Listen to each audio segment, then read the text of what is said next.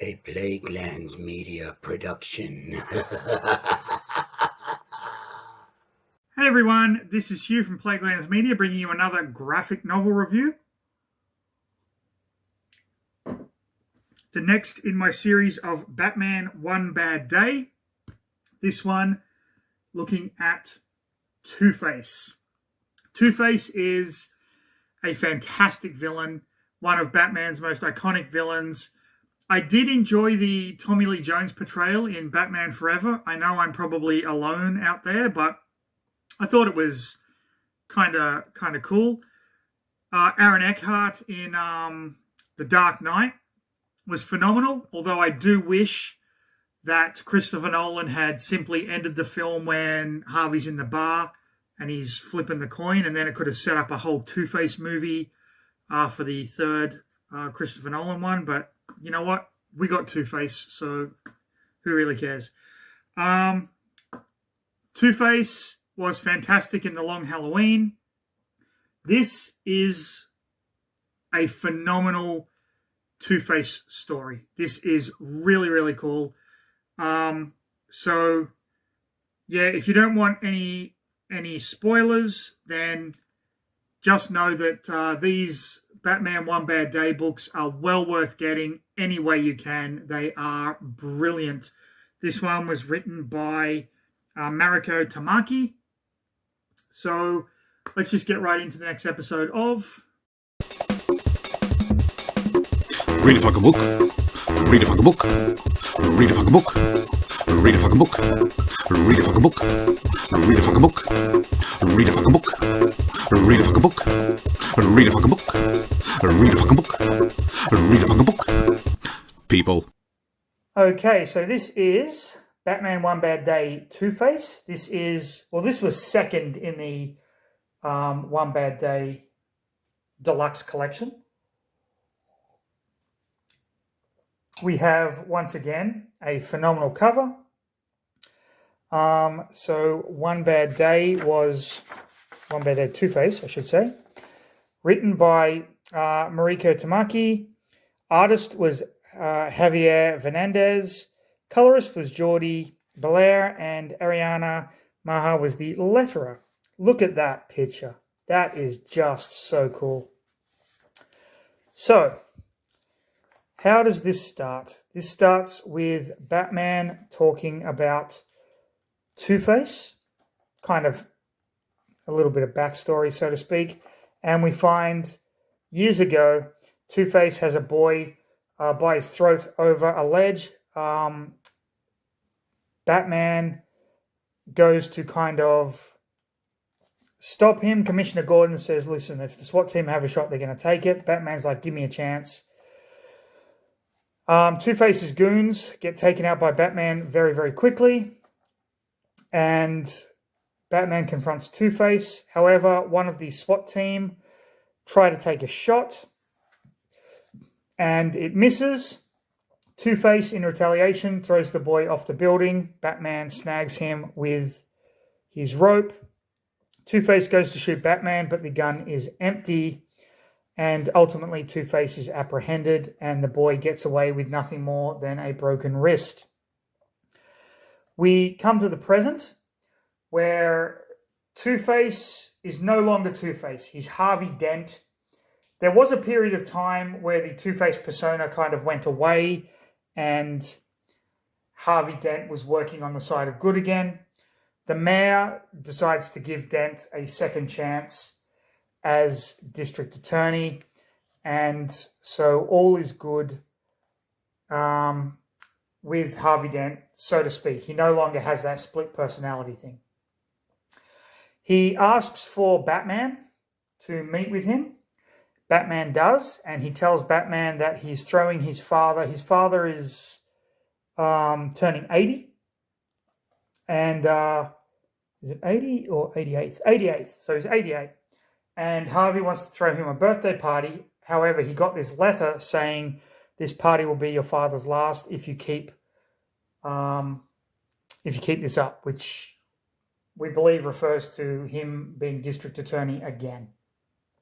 Batman says he will look into it, And then we get the backstory of how Harvey Dent became Two-Face and the things that Two-Face has done.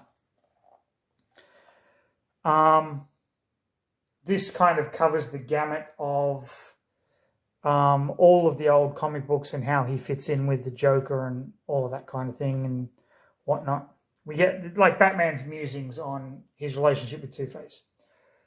Spoiler, who is the daughter of Cluemaster, who is a villain, comes to Batman and says, I know you're working on the Harvey Dent thing. I'm a little uncomfortable with this. Two-Face is always going to be Two-Face. And Batman basically says, listen, I disagree. I'm looking at this case-wise to help a person, blah, blah, blah. And Spoiler kind of is reliving her days where her father was like very abusive. Harvey Dent goes to his father's house where he sees his father's new wife. And his father is basically this straight-laced guy. Everything is black and white, by the book. You do it this way. We're Dents. We're the upper echelon of Gotham society. This is how it's done. Harvey wants to postpone the 88th birthday party. His father is like, no, we're not doing that. Harvey's like, well, then I want to invite some more guests, Bruce Wayne +1. And as he leaves, his father's new wife is like, I wish he could get plastic surgery to fix that face up. So the Oracle is kind of working with Batman and the Bat family to work out what's going on. The party's kind of getting set up. And the guests are kind of all arriving. Harvey and his father have a little talk, and Harvey says, listen, I've got extra security. I've got this, I've got that, because someone is threatening your life, so to speak. So the Bat family go into the party. We see all these balloons and the 88, the people sitting around. There is a speech where Harvey Dent's father, who is the birthday boy, basically is thanking everyone and saying this is how things should be in Gotham. And then we discover that someone has taken out some of the security, some of the Gotham PD, and there's a problem with the balloons. The balloons contain a nerve toxin. So that is how they're going to kill Harvey Dent's father. So Batman and the Bat family kind of hurry in. The cake arrives and Two-Face cuts it. Batman is basically saying we've got to get the balloons out of here. So we now have Batwoman and Spoiler and everyone kind of doing their thing. Harvey Dent, they managed to clear everyone out after Harvey Dent's father has eaten some of the cake. And Batman manages to release the balloons, so the nerve toxin goes up. Very reminiscent of the balloons in the Tim Burton Batman film from 1989. Harvey Dent, at this point, reveals that he was the one that orchestrated this whole thing. Not Harvey Dent, sorry, Two-Face. Because Two-Face never went away. And so Harvey Dent / Two-Face basically sent the note to himself and had everything kind of orchestrated because he wanted his father to understand that you can't live your life that way, that it's not all black and white, heads and tails, so to speak. The toxin that was put in the cake has turned his father into a similar sort of freak.